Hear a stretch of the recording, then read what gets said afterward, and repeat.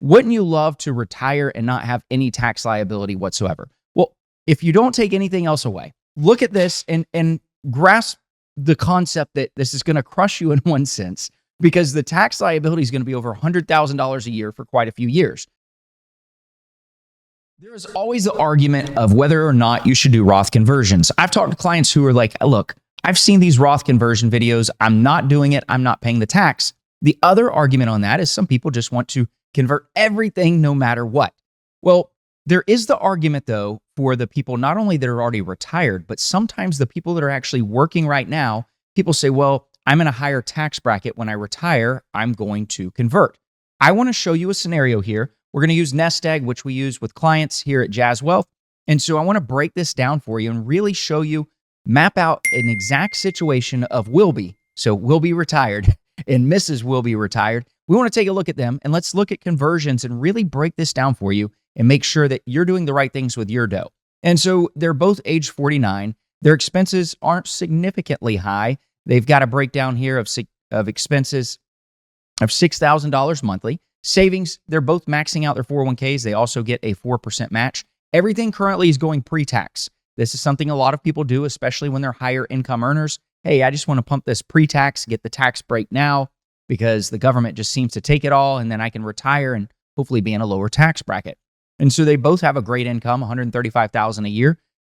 They're IT people. Let's call them IT people. If you work in IT or if you've got a kid, they're looking at what to do. I always tell kids, hey, the IT world is a great world for a solid income there.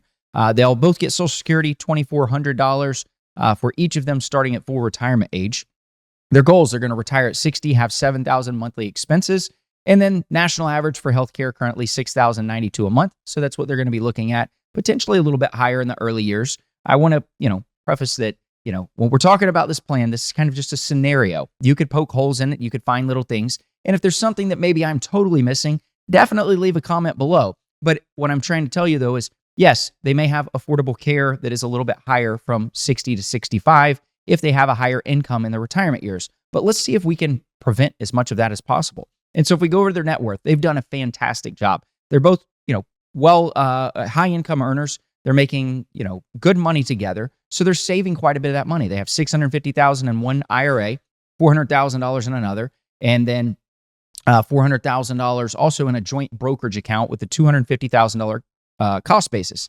Now, this is one that, they've made a lot of money. They haven't been able to do Roth IRAs. They've got money in IRA accounts, so they can't do the backdoor Roth IRA. So they've been pumping away money in these brokerage accounts.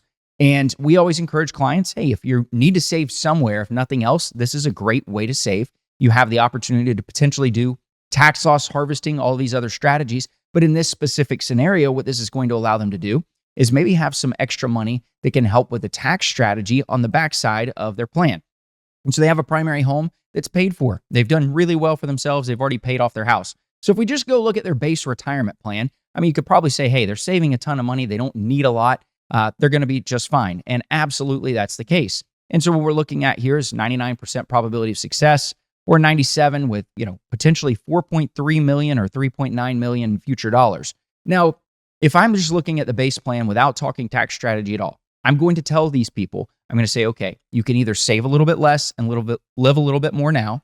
You can retire earlier, or you could consider spending a lot more in retirement. We're not the type here that's going to tell you, hey, you can't do anything with the money, because money is just a tool. It's not something that you just need to hoard forever.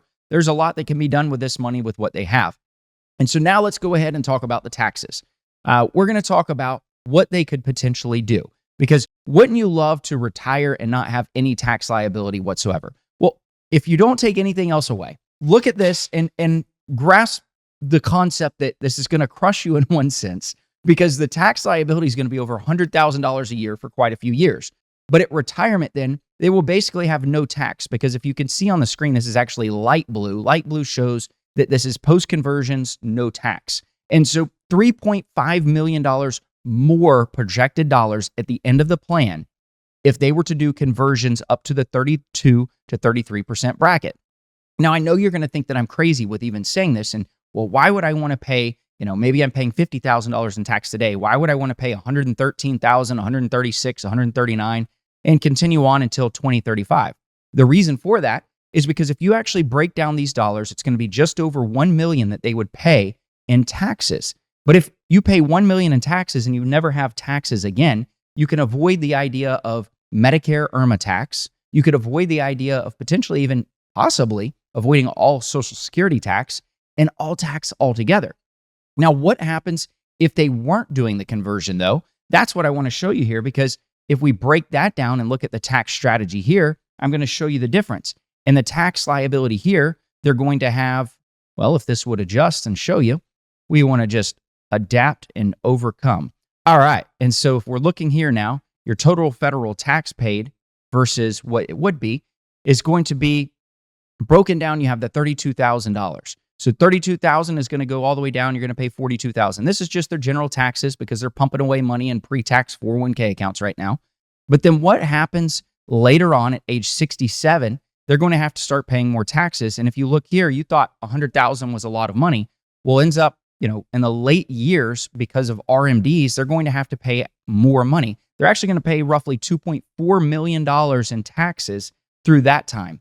So you've got to think through, would you rather pay a large lump sum in the front side of this or $1.4 million more if you were to not do the conversions? And now maybe there's a sweet spot that you want to find that's going to work for you because, as with investing, tax strategy is a bit emotional when you're cutting that check to Uncle Sam. But this is just one scenario that I could show you that is giving you the idea that potentially conversions could make sense for you even before retirement. Now, again, if you think of this and you look at this and you have some questions, you got some wheels spinning, you want me to run another scenario, let me know, throw some comments below. I'd be happy to help.